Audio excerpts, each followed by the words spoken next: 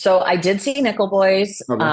I thought it was really great. It's weird. It's not like super straightforward. So if you think you're just like gonna get, it's like Ramel Ramel Ross, I think is his last name, the director. Like make some choices for sure. But it's beautiful. And it's shot, the cinematographer Joe Mofrey is like a genius. And I'm honestly furious he wasn't nominated for an Oscar because it's the best cinematography I saw all year.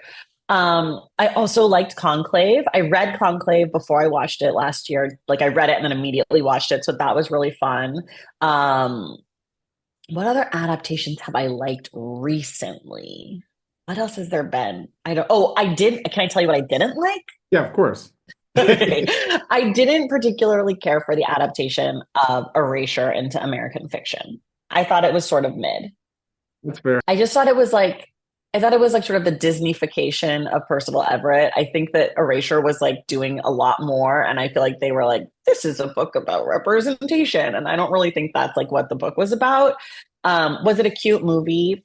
Sure. But like, as far as being an adaptation, I thought it was pretty bad. I know it got a best adapted screenplay, but the people who judge that award don't actually read the source material. So I guess also last year, I thought that the adaptation of um, Killers of the Flower Moon was pretty bad.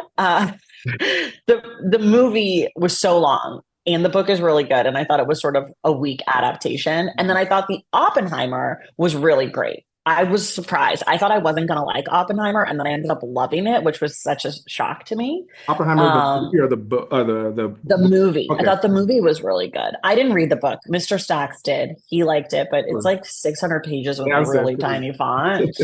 And I don't really understand science like that. So I couldn't do like nuclear fission or whatever they're doing. I was like, I just need the pictures. So those are a few adaptations I can think of off the top of my head that I've liked recently.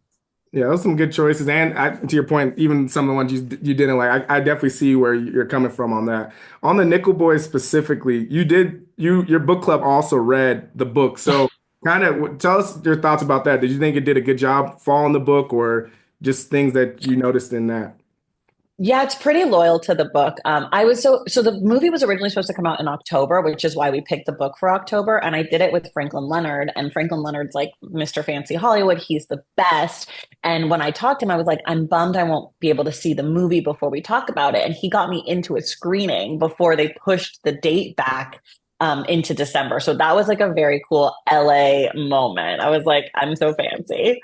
Um, I thought that the adaptation was pretty faithful to the book, though some of the stuff in the beginning,